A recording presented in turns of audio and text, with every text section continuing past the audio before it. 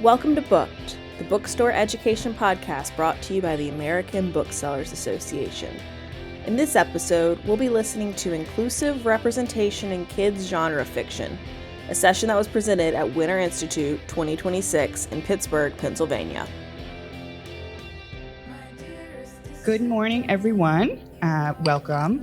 We are going to present to you Inclusive Representation in Kids Genre Fiction. I hope you're having a great time. You should be an expert on most of these things here. You can find the slides and handouts in the app. That's also where you can fill out the session evaluation, or there are hard copies of the session evaluation as well. You can get it from Chelsea. This is being recorded and they will be on BookWeb and Booked the podcast. And that's why it's important that you wait for the mic to come around at the Q&A so that your question is recorded for the podcast. Okay, silence your cell phones. You should also be an expert on this slide as well. Booksellers are encouraged to share ideas and support during the conference, but the Sherman Antitrust Act prohibits them from discussing price or pricing policies, boycotts, and dividing up the market. And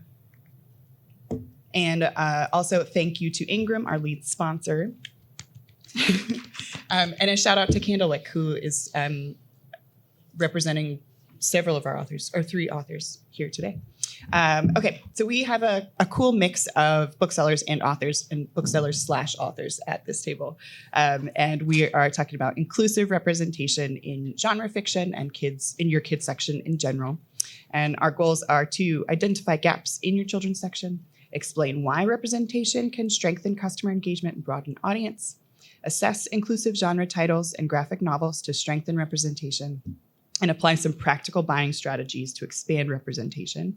And we're going to teach you that by doing this agenda and tell you why authentic representation matters, our tips for hand-selling inclusive kids books, and curating an inclusive children's section. And we've got some tools and resources and a couple key takeaways we'll offer before the Q&A. I'm Joanna Albrecht. I'm children's buyer at McIntyre's Books in Pittsburgh, North Carolina. That's in a central part of the state. And I'll ask you guys to introduce yourselves and to make sure you list the bookstore you work for and where that is. And additionally, the title of your book, the publisher, and pub date. And if you'd like to tell us a little bit about it, I'd love that as well. Hello, my name is Vanya Stoyanova. I am the events coordinator at Bravenkind Books, which is a Black-owned, woman-led bookshop in Decatur, which is just a little bit outside of Atlanta. I'm also a writer, but my book came out last year, so I don't know if anybody really cares. I had a book come out last year from Page Street called Why on Earth? It's an anthology, yay anthologies. It is about an accidental alien invasion when a group of teenage aliens decide to come on Earth to rescue one of their own that has assimilated as a Hollywood heartthrob who doesn't really want to be rescued at all, and then chaos ensues. Hi, I'm Diane Dubrovner. I live in New York City, and I'm the co-author of Roxy in Color, which is published by Candlewick and coming out on June 2nd, 6/2/26, which is really easy to remember. I was thinking this morning that being a debut author at Winter Institute is sort of like starting 7th grade in a new school, in a new town, and that's actually what the first chapter of our book is about.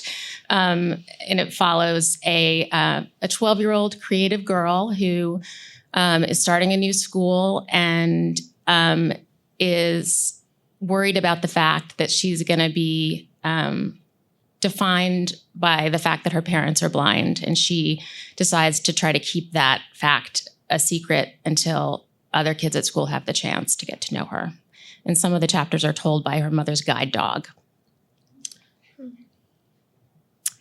Well, I'm Stacy Cervenka, and I co-authored Roxy in Color with Diane, which, as she mentioned, is coming out on June 2nd of 2026.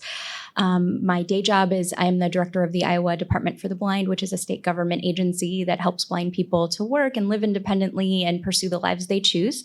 And as Diane mentioned, Roxy in Color is about a girl who is moving to a new town. She has two parents who are blind, and the book focuses on, I think the book will be will resonate deeply with anybody who's living in a place where their family is different in some way, whether that's because of religion or because of race or ethnicity or maybe the constellation of your family. And one of the most important things in the book is that Roxy learns how to speak up for herself and the people that she loves and against unfair systems. And I think that's a really important thing for kids today to be learning. Hi, everybody. Can you guys hear me? Might not be on. Sure. Thank you. Hi, everyone. I'm Cherie B. Pennant, and I'm the founder and co-owner of Jay's House, which is an indie bookstore in South Florida. I am also the editor of These Kindred Hearts, which is a YA romantasy anthology that comes out this June 30th, 2026. And it features 17 incredible romantasy stories written by BIPOC authors, all featuring BIPOC characters, celebrating the diversity of romance and fantasy. Oh, and Stacy and Diane and Cherie will be signing their books at the lunch reception today as well. Okay. So first, we're going to talk about why authentic representation matters. I hope everybody knows and believes this already, but it is always worth talking about. So to my panelists, from your own personal experience or what you know of from your customers and the young readers in your life, why does authentic representation in children's books matter to you? I can start. So Brave and Kind was essentially built and created in order for kids of color to be able to walk in the store and see themselves on the bookshelf. We still stand by that mission, and we make sure that whenever anyone walks in, the books that are front-facing are of multitudes of colors and representations. I can go. It works. At Jay's House, the reason we created this bookstore was very much like Brave and Kind in response to the rise of book bans and the, I guess, negative reception many books of color have been receiving. We wanted to make sure that we had books that really represented the strong, diverse immigrant community that we grew up in, that we live in, that we represent. And we've really seen that impact when people come by and they finally get to see books featuring people who look like them from backgrounds like them, especially in this day and age. Thinking about kids who are blind or low vision or have other more lower incidence disabilities, sometimes you're the only blind kid at your school. In Iowa and Nebraska, you might literally be the only blind kid in your county, and you may not grow up seeing adults who are like you. You know that you want to be a parent one day, you know that you want to have a job, but you don't see any other adult who's doing things the way that you do them. You don't see any other parent who doesn't drive.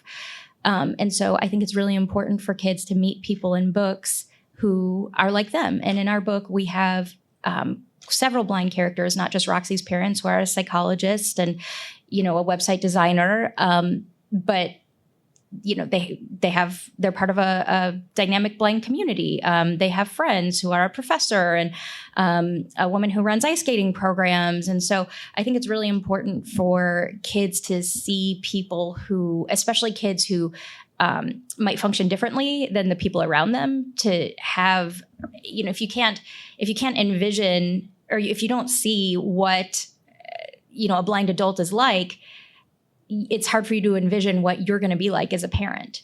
And so I think it's just really important for blind and low vision and kids with disabilities to encounter, typical disabled adults who are living fulfilling lives with jobs and families and hobbies and all the things we all want.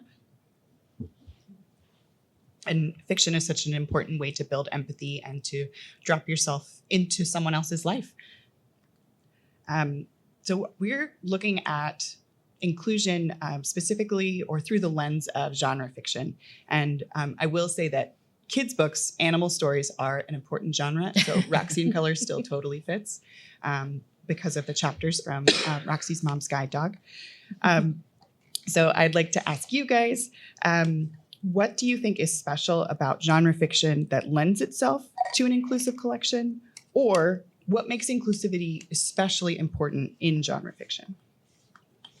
There's so many wonderful genre of fiction out there that caters to a multitude of experiences. But I think what helps, especially in books like fantasy, is it helps us to be able to look at hard topics in through a softer lens in a way, as opposed to issue books.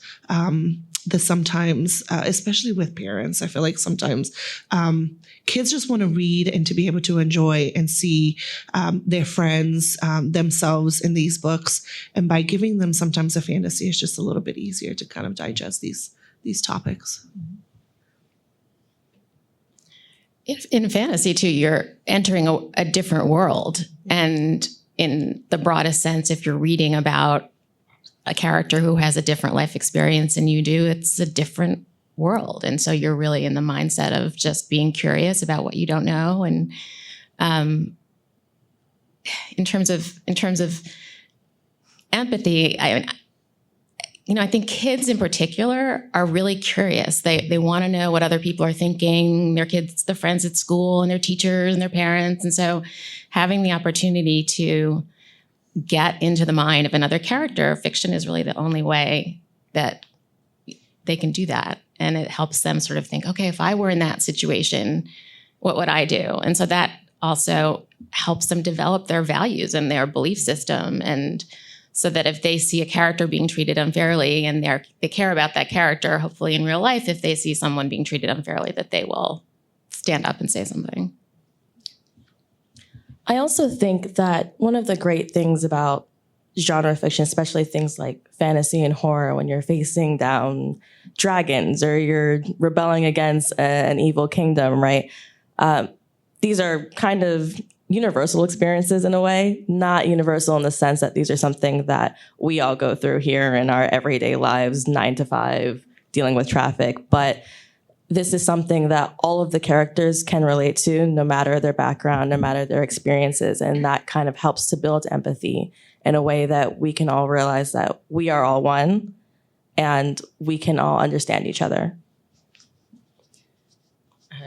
Stacey was speaking about seeing realistic depictions of marginalized characters or folks with disability as adults, and that's really important. But I think it's also great that in fantasy or science fiction, you're going to see there's a disabled character and you're seeing them have an adventure. And so that's still teaching a reader or letting someone see that I can have an adventure, I can do something extra special. And, the disability isn't necessarily the central part of the story. The adventure is. And I think, too, books in general not only help us see humanity through a different lens, but it also, for kids, it empowers them to have a voice. And that is so, so important, especially in the times we're living in right now. Well, and I think one thing about fantasy is that even though the worlds are different and the worlds are, science fiction or fantasy, the themes are deeply human. And why people love things like Star Trek or Star Wars or Lord of the Rings, or I don't know what the kids are doing. My kid is into, what's that dragon one? There's a million dragons. That dragon deal, the super Wings of Fire. Wings of Fire, thank you. Yes, Wings of Fire. But they have deeply human themes, and so fantasy, it's often about being human. So why can't the chosen one be autistic? Why can't the spaceship pilot have one arm? Just like why can't the dragon slayer be blind? Why can't the dragon slayer be a woman? Why can't the dragon slayer be a person of color? So it's, even though it's fantasy, it should still have that deeply human part, and race and disability and gender, those are parts of being human. They've been around as long as there have been humans. As long as there has been humans, there has been disability, there has been gender, there has been race, and there will always be. And so that's part of humanity. So that should find its place in those books. In graphic novels too, which are incredibly popular in the middle grade space, we want kids to pick books off the shelf that they're excited to read, because that's why they're going to read another book after they finish that one. And so if we make that genre more inclusive, it's just what they're used to seeing, and it's sort of the stepping stone to other books when they want to pick up another book. And we don't want to just save that for books that seem, more serious, or, ultimately all of these books are stories first, and they're not meant to be teaching lessons about inclusivity, but that through being engaged in the story, those messages will absolutely come through. Yes. That's kind of a perfect segue, because we also want to address that kids and grown-ups shop in different ways or look for books in different ways. And if you had any examples you want to offer from your store about what a kid comes in looking for versus what an adult might say they're looking for. Speaking of graphic novels, I don't know why we're still, especially parents, are fighting graphic novels. The way that we like to approach graphic novels, especially to parents, is that it is sometimes, honestly, to adults, sometimes graphic novels are even harder to read. It's a different format. So it's okay if your kid likes it. They're processing a story in a different way. A lot of times they reread those books. I'm a big proponent of graphic novels. It is such a great learning tool. I myself am Bulgarian. English is a second language to me, and I learned a lot of words and processing visually empathy and how characters feel, and visually, what a character does in relation to those words and learning English. So I'm a big proponent of graphic novels. So keep pushing those. It's okay. Anyone else want to add to about how it can be quite different when grown-ups ask you for a book recommendation than kids? We're going to talk about hand selling next, so if you'd rather go with an experience, that's okay too. Yeah, I feel when the kids come in, obviously they're picking up the most colorful, fun-looking covers. They're definitely looking story first, right? They're looking for adventure. They're looking for mystery. They're looking to escape and to dive into something new. And their brains aren't immediately muddled by the implications and boycotts or book bans or all the other things that we are thinking about necessarily. They're looking for fun and escape and adventure. And I think it's really important to meet them where they're at first. And then, once you get a feel for what they're really interested in, what they're looking for, then we can kind of bring it home, bring it back to reality in a way.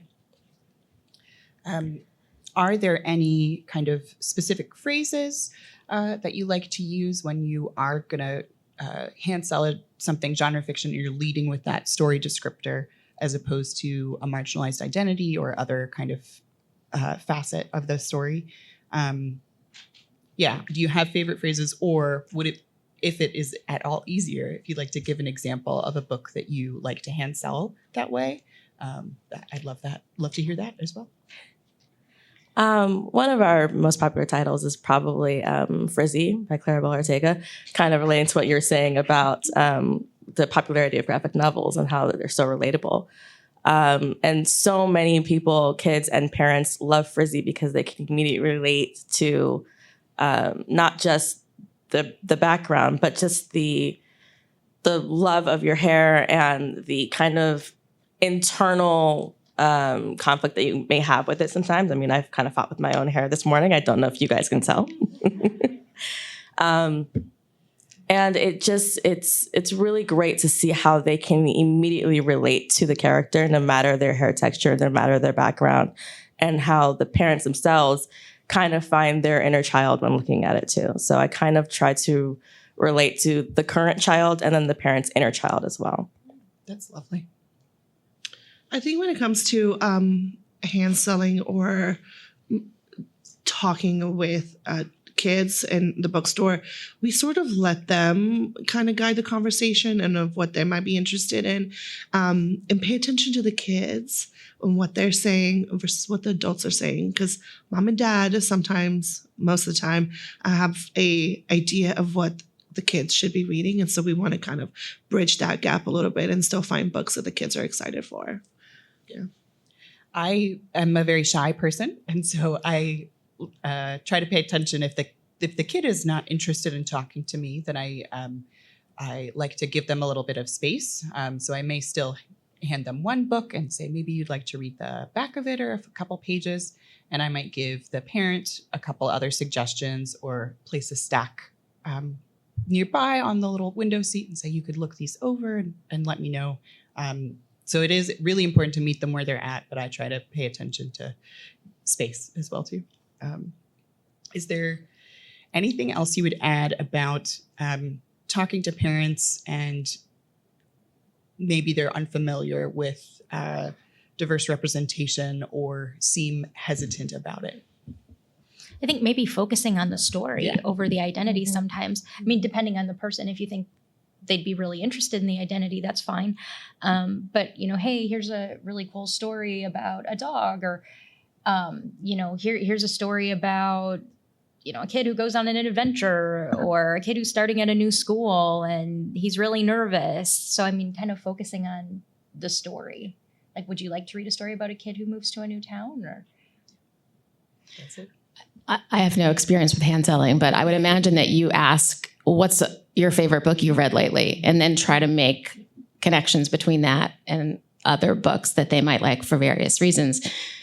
I've been thinking a lot about how reading and eating are very similar, and that this comes from someone who had a picky eater, child, that, kids like to eat the same things over and over again. And parents are always trying to get them to try new foods. And the way you typically do it is you give them something that's similar to what they like, but just a little bit different. And I would imagine that the same is probably true with books. And yeah. I would just add that it is so much easier in a bookstore when you do have a wide range of representation to be able to have those kids a sample. And I love your note about sitting in on a windowsill. We have 2 really cute little chairs. We're a small bookstore. And so being able to say, like, just sit, enjoy for a little bit and see what you like, I think gives the kids that space to make those decisions. Yeah. And that power of choice is so important. And so if you're able to emphasize that to a parent or caregiver and say that this increases their interest in the book and they're more likely to follow through if they've been able to choose the book themselves. So if you can shoehorn that in, that's great. I feel like I had something else to say and I've lost it, but sorry. No, you're good. Oh, I know what it was. Yesterday in Kids I View panel, the panel talking about designing bookstore space for kids as the customer. One of the panelists mentioned that you can have back pocket books. So she was trying to teach her staff to be familiar with every section in the store and find something you could hand sell from every section. And I think that's something we can do with comps as well too. So if you have a kid who comes in and says, and they or their parents say they only read Diary of a Wimpy Kid, have a few comps ready to go so that you can recommend them and consider diversity and inclusion as you're doing that. J versus K is my go-to right now. Yeah. So good. So that's a really easy way you can kind of prepare yourself and also be speaking to exactly where they're at, but include more voices. Okay, this is my store. We're going to talk about curating your inclusive children's section. It's really a nice place to work. And I'm just about to miss story time right now, which is my favorite thing. So I know I have been watching you guys. It doesn't seem like you need a song to like shake the sillies out or calm your bodies, but I'm ready if we need it. Okay. One of the reasons I was glad we were kind of looking at this panel or looking at this topic in terms of genre is because that gives you something kind of finite to work in. And I think that makes it a little less intimidating if you're trying to rework your kids section. And so one of my like tips that I really wanted to share with you on this slide is you can look at one section at a time and consider how inclusive is my graphic novel section. What books are faced out right now and do a little survey, one section at a time. And I think that's a great way to kind of check yourself and consider things, but don't bite off more than you can chew. You can do one genre at a time. And I'd love to hear your thoughts on creating a balanced and inclusive collection. We just go ham. Yeah.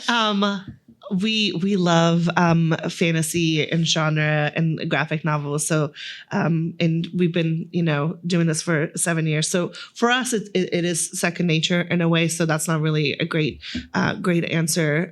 But I think that we could always use a little bit of that effort to make sure that, if somebody is coming in with a niche request, that we make sure that we have it. Recently in our board books, we've had a few folks inquire about board books for either deaf or blind. That way that families can read those together with their kids. And so do we have those specifically in our list? And we had a few, so that was great. We always keep community in mind, as I'm sure everyone does here. And so in South Florida, we have a very vibrant immigrant community. And so we always try to make sure that we carry books in Spanish and Haitian Creole, just always have something that the people who walk in or visit our pop-ups see themselves immediately when they visit. There's never a question as to if they will find something for their kid, if they'll find something in their home language, if they'll find something that represents themselves. And we always try to keep an eye on, what's coming out, like following a lot of diverse creators, bookstagrammers, book talkers, diverse authors, because they're always talking about other books that are coming out and uplifting each other. Yeah. I feel like there's more and more books now that are getting also translated. So it's, look for those as well. That is such a great recommendation. And I think it's important to try to have diversity throughout your shelves and throughout all the genres in your store, and not kind of have like, okay, this is our diversity shelf, or like this is our DEI section. You should have all types of diversity throughout your science fiction, your biographies, your graphic novels, disability or race that can't be confined to a genre. Yes. Disability is not a genre or a type of book. It's a type of person who could be in any kind of book. Absolutely. Yeah. When we were doing some planning on this panel, we were talking about how we where we get our information from and what you might look to consider your curation. And we talked about award winners and other resources that, the ALA award winners, that's like a really easy spot to start in terms of representation and a variety of different identities. But Stacy and Diane mentioned that we need to look beyond established award winners and look at debut authors. And I wondered if you could speak to briefly about why that's important, or how to look into your community and make sure you're pulling in vetted or recommended books from own voices, basically. Yeah, absolutely. I think it's really important that bookstores be part of the communities that they inhabit and that they serve. So you should get to know the various different communities in your I was about to say the different communities in your community, but the different communities in your town. Follow, Black and disabled and queer and Indigenous content creators on social media. See what they recommend. People are always sharing, great books that they've read or things that they enjoy. So I think including those having a relationship with those communities, like, if you're following disabled authors on, Instagram, they're going to recommend books that you might want to consider. So really just getting to know those communities, I think, is one of the best ways. Teacher librarian influencers are people that I will follow, and they're also a great source because they are absolutely on the same page in terms of trying to create diverse libraries in their classrooms. But in terms of debut authors, from the writer perspective, I would say that it's really hard to get a book published and that there are a lot of people I know who are struggling to get their stories noticed. And so the books that are published, we could assume that they've gone through a tough vetting process from publishers, from mainstream publishers. And the publishers are looking to publish stories that haven't been told before. So the likelihood of those stories being more inclusive and talking about situations that haven't been addressed before is something that is worth keeping in mind. There's publishers that do a really great job, with their list and making sure that booksellers and librarians hear about those kinds of titles. Sometimes there's publishers that just focus on lead titles that aren't always the most diverse and inclusive. I have a list, hold on. My suggestions are either go look at other bookstores that you admire and see what they have on their website and on their Instagram. And there's also so many brilliant, creative influencers out there that talk about books. Some of the ones that we've followed and we love are Here We Read, My Storybook Library. I have a book for that, is really great. Obviously, Michael Threets is fantastic. Drama Mama Reads, who's a local Atlanta. Latinx Kidlit Book Festival has a really great collection of Latinx books. And then Tomes and Textiles is a broad range from Kidlit to adult. They each week have a list of Latinx books that are releasing, so keep an eye on them as well. And we do have some of these listed on a slide coming up. And I just want to, before I move on from this one, mention one of our bullet points here is about year-round merchandising instead of just Heritage Month only displays. Whenever we have kind of a Heritage Month display up and we mention it in the newsletter, pretty much every time I say, these are books we have on our shelves year round. And to emphasize that and make that really clear, that's important to me, so that everyone knows that it's not just for Pride and it's not just for Black History Month. And I would also say you can be proactive about that too. If you're planning your displays in advance, marking them on your calendar and thinking about it, a month or two in advance at least, then you do know that those books are on your shelves all the time and not just, you're not just ordering them at the last minute to go on a table. Do you have anything else to add about?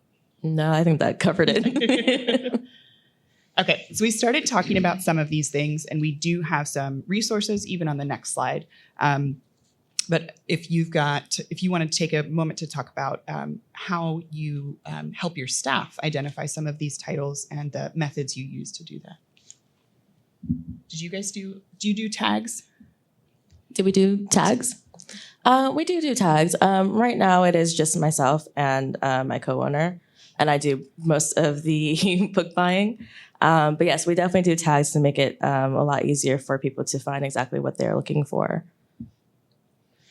Yeah, I think as a bookstore, taking the time with your staff to go over current releases, books that you're excited about, and finding those maybe in a way of a cheat sheet that that you can always recommend, that you could always pull, encouraging them to take a peek inside the books, obviously, and reading a little bit of them so they know a little more about the characters is always helpful. I will make collections in Edelweiss as I go through a catalog. So like for different holidays or themes, and then can use that then as the books come in to move them to a display.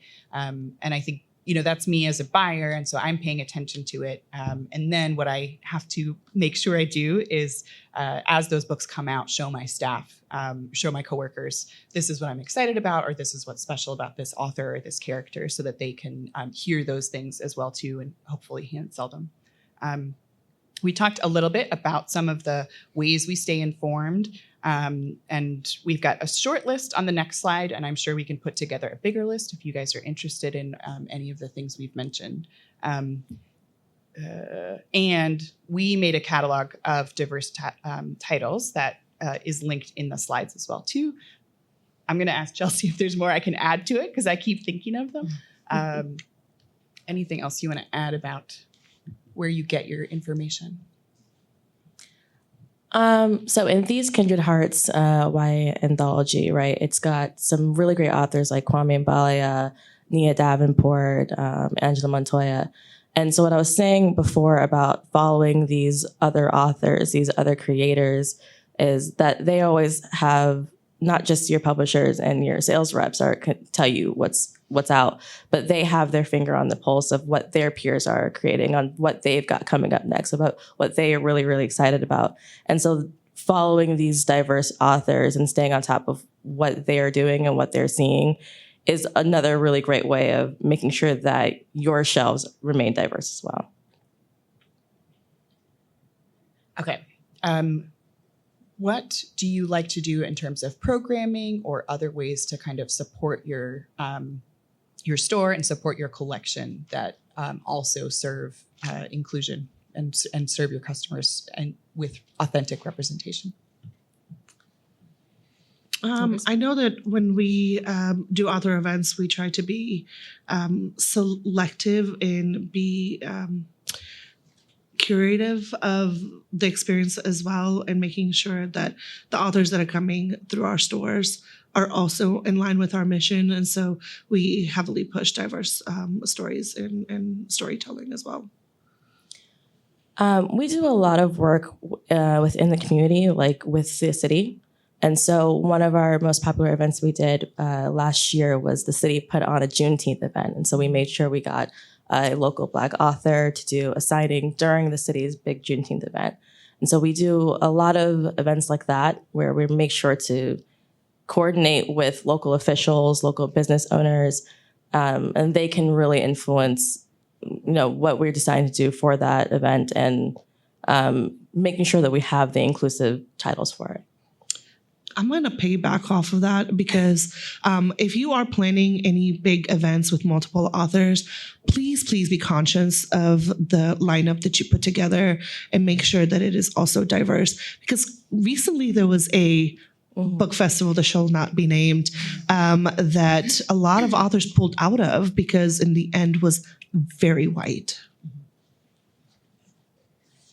And I'm sure there are community groups you're planning to work with as you do some events for Roxy in Color. Is that? Yeah, absolutely. One thing I was going to mention is, I live in Lincoln, Nebraska, and we have a bookstore, Sower Books, that has a story time for kids who use augmentative and alternative communication devices, and kids who don't.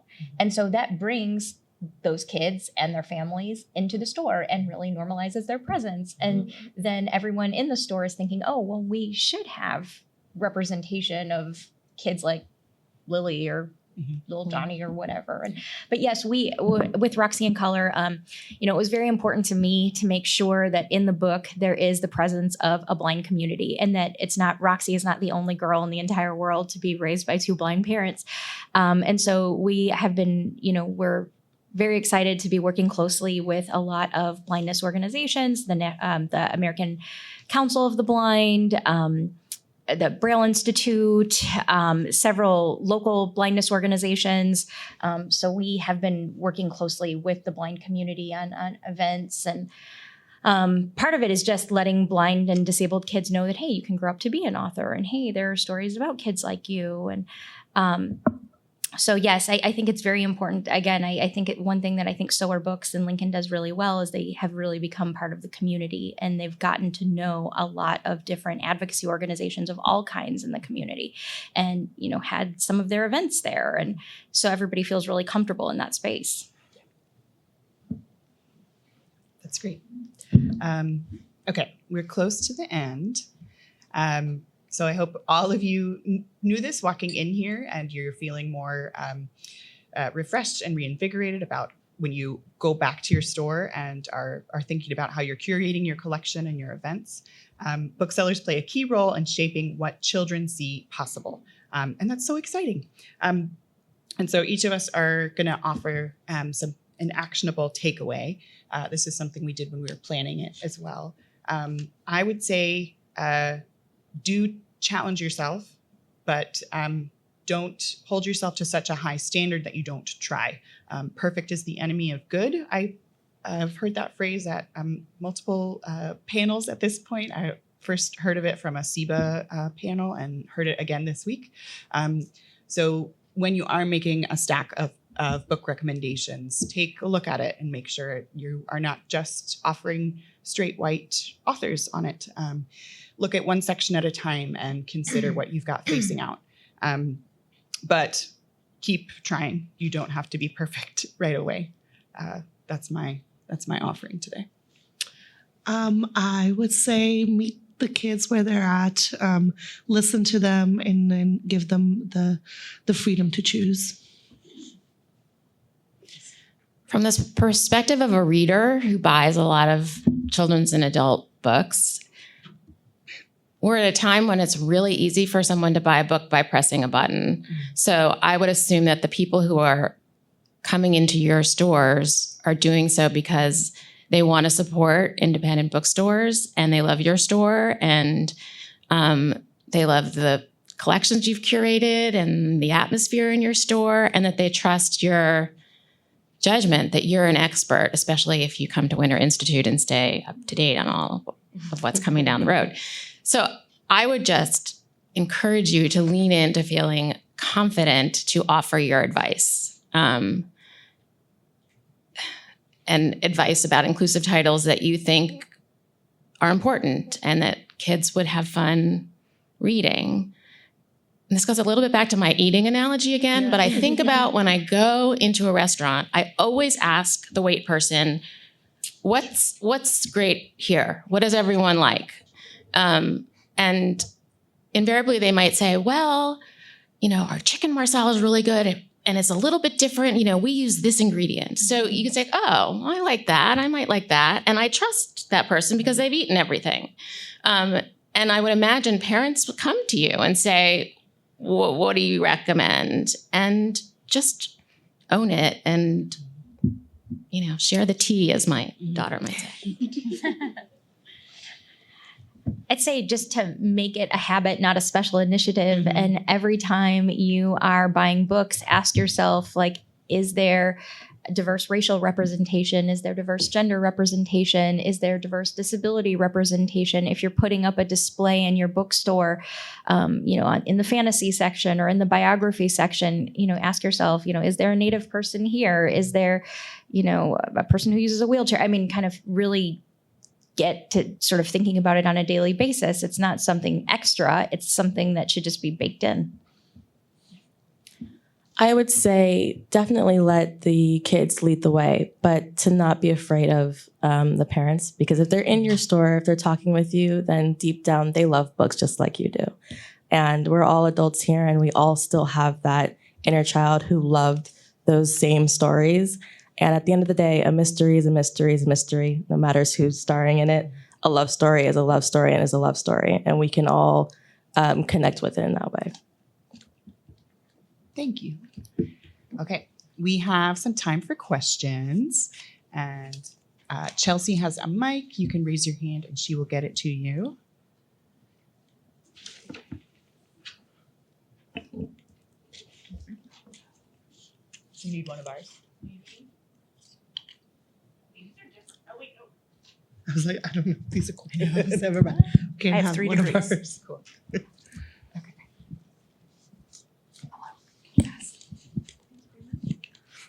So I have a suggestion and a question. So I have a background in elementary education, and my kids had strong opinions on story time, mostly about what they did not like. So if you ask a kid, what do you like? Or what are you reading? That might feel a little bit too broad. Ask them what they're reading at storytime in school.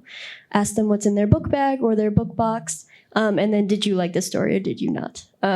We had a lot of thumbs up, thumbs middle, thumbs down is how I would ask my students. And when it was thumbs down, they would let you know. And when it was thumbs up, they would let you know. So that usually is a great entry point. And then my question for you all, I'm from Michigan. We have 4 stores in 4 very different communities. I was wondering how you guys are able to find books in multiple languages, whether it's bilingual books or a book that's in entirely in Spanish. We also have a lot of folks who speak Arabic and German, and also some Spanglish. So those were the 3 languages we're kind of hoping to focus on. But yeah, how do you find those titles? There are a lot of really great publishers, especially some downstairs. Barefoot Books is one that I can think of right now, that sell a lot of books in multiple languages. Some of our bestsellers are in both English and another language. So English and Spanish, English and Creole. And parents find that to be a really great way for their littles, for the baby books, all the way up to maybe like 6, 7 years old, for those who are still learning both languages. So I would definitely say go on downstairs. There's quite a few who publish some really, really great titles. Yeah, I would say look through the catalogs.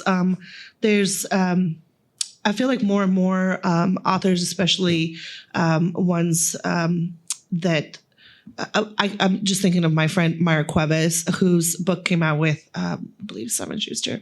And she made it a point that simultaneously her book, My Abuela is a Bruja, got translated both, or got published both in Spanish and English. So take a look at the publishers and what they're also coming out with in other languages. I often will try to find one book that I know fits the ask that we're going for, and then on iPage look at what's similar, or look at the BISAC category, or the other language category if I can, and look at what Ingram's top demand titles are, and then from there go to a catalog, find a publisher that way. And talk to your reps. I don't know if I can actually mention a specific publisher, but you are all probably aware of Levine Corrido, which is just doing such great work. And Arthur Levine was the editor at Scholastic who did Harry Potter, and he has his own company now. And they do translations in Spanish from the beginning. They don't, they'll publish simultaneously in English and Spanish, and from board book to YA, and they're just doing some great stuff.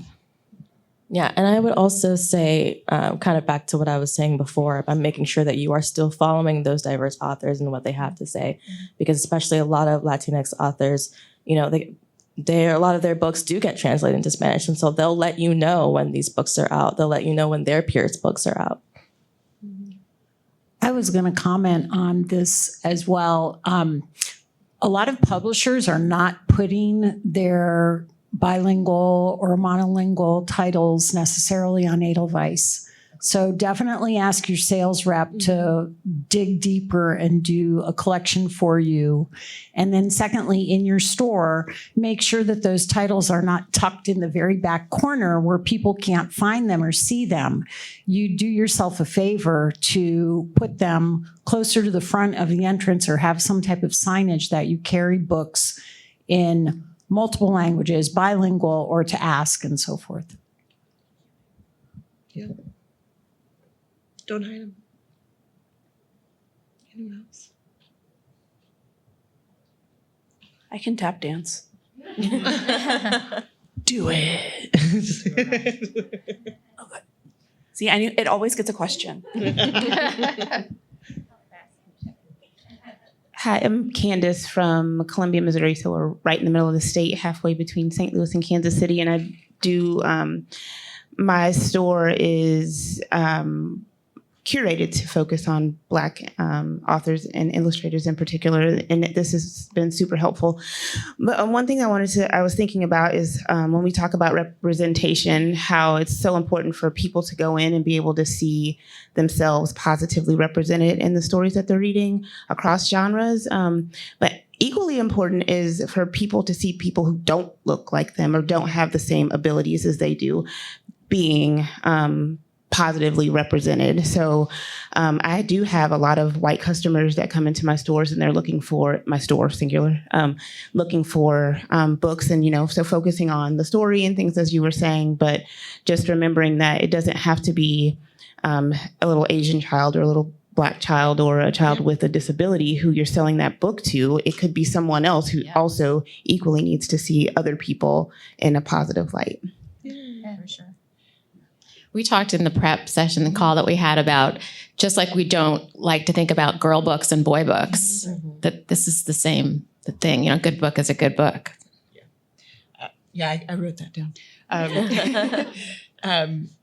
Yeah, and I would say, I think, so I've said already, I can be kind of a shy person. I can be quite a people pleaser. And so sometimes that makes it difficult to hand sell a book on the identity or like representation that I do feel is really important. But if I'm afraid of saying the wrong thing or making someone uncomfortable, that is when I rely on the genre description and the adventure and the plot.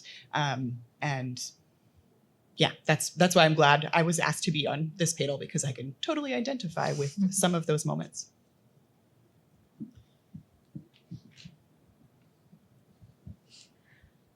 Like the bookseller over there, I'm also having time trying to find specific bilingual books, particularly for Brazilian Portuguese and like dual, like in English and in Brazilian Portuguese. And I was wondering if any of you have like any recommendations of specific publishers that are publishing in that language, because I've only found like one series that I think will be engaging for children as well. So if anyone has any recommendations, I would love to hear them.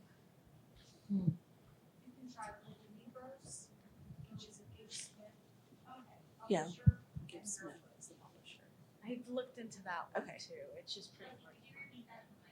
Yeah, the suggestion was Lil Libros with Gibbs Smith Publishing. And Barefoot. And Barefoot. Thank you.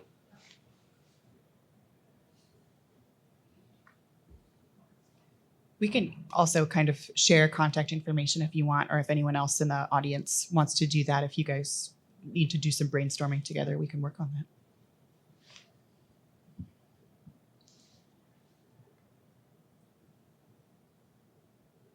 We won't force you to stay in here and just stare at each other, I promise. And I'm just going to stare everybody down.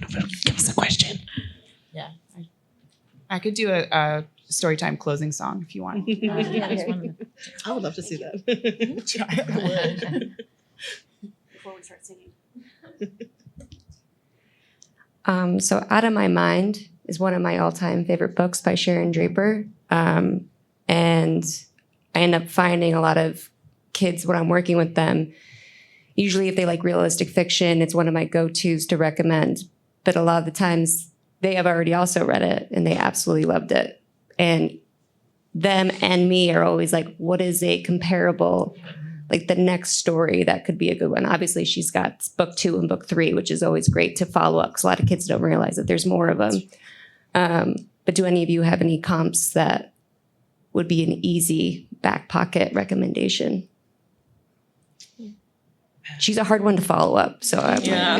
And I think it's interesting too, because you can go in the vein of, another story of a different character, a differently abled character. But that one is also so much focused on internal voice. So I wonder if like vibes is also a good way to choose your next one. Anybody have? I don't know. I'll give you a recommendation for one of my favorite graphic novels, which deals with anxiety. It's called Lifefall by Tim Probst. Probst, Probst. Anyway, it's so good and it's so fantastic. It's fantasy and there's a lot about friendship and support and being an ally in like dark times. You may know this one, but one of my favorites is The Fire, the Water, and Maddie McGinn by Sally J. Pla. And it won the Schneider Award last year. And it has an autistic girl heroine who's got some great friends. Well, and I think the fact that it's kind of hard to come up with a comp is indicative that there needs to be more disabled writers writing our own stories. And hopefully that's happening more and more. But I would encourage you to look around the room right now. Do you see anybody in a wheelchair? We don't. Is there an ASL interpreter up here? So, I mean, who's not in the room with us right now? I'll add, I was a bookseller for 6 years, so bear with me. Jamie Sumner's Roll With It series. She has a son with cerebral palsy, and the main character of that trilogy has cerebral palsy and is in a wheelchair. It's also just like very funny. It has a very unique voice. So Jamie's also like my neighbor, so. There is also a really good book by Harriet McBride Johnson called Freaks of Nature about these kids who go to a camp for kids with disabilities in, I want to say it's the late 60s, early 70s, kind of before the disability rights movement really takes off. And I really enjoyed it. Dusty Bowling's new book, The Beat I Drum, is about, I'm forgetting his name, the other boy character that's in the first Cactus series, and he has Tourette syndrome, and it's a great look at the interiority of a child who's dealing with that and what it's like for him in school. And he ends up finding drumming as something that's helpful to him, and when he gets that rhythm in his mind, it's helpful for him in terms of his Tourette's. But I thought it was excellent. That might have some of the kind of internal monologue that's part of like what makes Out of My Mind special. Hi, this isn't a question, more as just something I wanted to share, which is that I do all of our children's events at our bookstore, including story time. And we had been really wanting for a long time to incorporate Spanish story time as a regular part of our programming. To be truthful, as a bookstore, especially with just where we're located, we didn't have much engagement or connection with any Spanish-speaking families or the Spanish-speaking community.